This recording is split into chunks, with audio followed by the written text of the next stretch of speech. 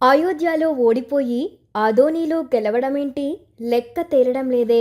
భారతదేశంలో ఈరోజు రెండు ప్రధాన అంశాలపై చర్చ జరుగుతుంది. ఒకటి ట్రంప్ విధించిన 50% సుంకాలపై కాగా, మరొక అంశం గురువారం లోకసభ ప్రతిపక్ష నేత రాహుల్ గాంధీ 2024 లోకసభ ఎన్నికల్లో ఓట్ల చోరీకి గురయ్యాడంటూ అందుకు తగిన సాక్ష్యాలను మీడియా ముందుంచడం.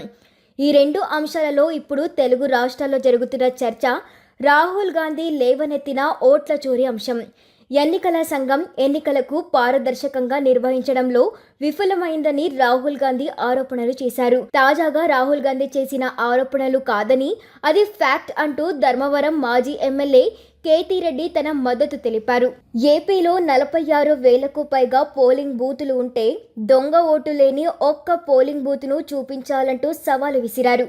2014లో తన ఓటమి తర్వాత విశ్లేషించినట్లు చెప్పుకొచ్చిన కేతిరెడ్డి, నిన్న రాహుల్ గాంధీ ఎలాగైతే ప్రెస్ మీట్ పెట్టి విశ్లేషించారో, నాడు 2018లో హైదరాబాద్ కేంద్రంగా ఉన్న లోటస్ పాండ్లో కూడా ఇదే తరహా ఎక్సర్సైజ్ నిర్వహించినట్లు కేతిరెడ్డి వివరించారు. సాధారణంగా ఒక అభ్యర్థి ఎన్నికల నామినేషన్ విత్డ్రా చేసుకునే సమయం వరకు ఓట్లు లెక్కించుకునే అవకాశం ఈసీ కల్పించేదని విషయం చాలా తక్కువ మందికి తెలుసని అన్నారు. ఎన్నికల సమయంలో నేతలంతా బిజీగా ప్రచారంలో ఉన్న సమయంలో ఈ ఓట్లు ఎక్కించేశారని అన్నారు. ఎన్నికల ప్రక్రియ ప్రారంభమై నామినేషన్ విత్డ్రా సమయం వరకు పరిశీలిస్తే ప్రతి నియోజకవర్గంలో 20,000 నుండి 30,000 ఓట్లు పెరిగి ఉంటున్నాయన్నారు.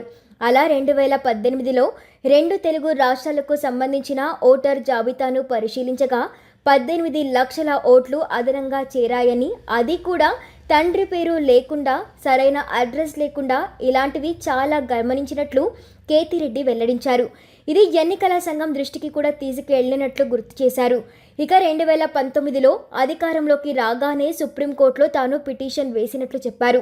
ఆధార్ కార్డుతో ఓటర్ ఐడిని అనుసంధానం చేయాలని అందులో కోరినట్లు వెల్లడించారు. ఇక తన నియోజకవర్గం విషయానికొస్తే ధర్మవరంలో 60 ఏళ్ల వయస్సు పైబడిన వారికి బీజేపీ సింబల్ లేదన్నారు. ధర్మవరం బీజేపీ అభ్యర్థి ప్రస్తుత మంత్రి సత్యకుమార్ యాదవ్ ఎక్కడ నుండి వచ్చాడో కూడా అక్కడి ప్రజలకు తెలియదని కేతిరెడ్డి అన్నారు. సత్యకుమార్ యాదవ్ ఒక సాధారణ వ్యక్తిలా ఎలాంటి సెక్యూరిటీ లేకుండా లుంగి కట్టుకొని ఎక్కడ కూర్చున్నా ఒక్కరు కూడా గుర్తుపట్టే పరిస్థితి ధర్మవరంలో లేదన్నారు. గతంలో బీజేపీకి 600 ఓట్లు పోలువగా 2024 అసెంబ్లీ ఎన్నికల్లో దాదాపు 1,00,000 ఓట్లు రావడంపై షాక్కు గురైనట్లు చెప్పారు. అయోధ్యలో ఓడి అదోనీలో గెలవడమా? పేజ్ 1, పేజ్ 2 ఎన్నికల తర్వాత ఓట్ల చోరీ ఎక్కువగా జరిగిందని ఆరోపించారు కేతిరెడ్డి. ఒడిశాలో నవీన్ పట్నాయక్ పార్టీ బీజేడీ నుండి 50కి పైగా ఎమ్మెల్యేలు గెలిస్తే ఒక్క ఎంపీ సీటు కూడా గెలవకపోవడం ఏంటని కేతిరెడ్డి అనుమానం వ్యక్తం చేశారు.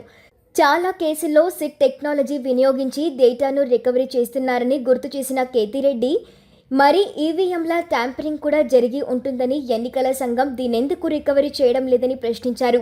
అదోనీకి ఎమ్మెల్యే పార్థసారథి బెల్ డైరెక్టర్గా ఉన్న వ్యక్తి అని, అక్కడి నుండే ఈవీఎంలు వచ్చాయని పరోక్షంగా గుర్తు చేశారు కేతిరెడ్డి.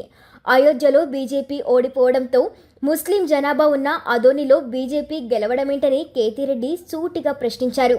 అయోధ్యలో రామాలయం నిర్మించి పెద్ద ఎత్తున ప్రారంభించి అక్కడ బీజేపీ ఎలా ఓడిపోయిందని ప్రశ్నించారు.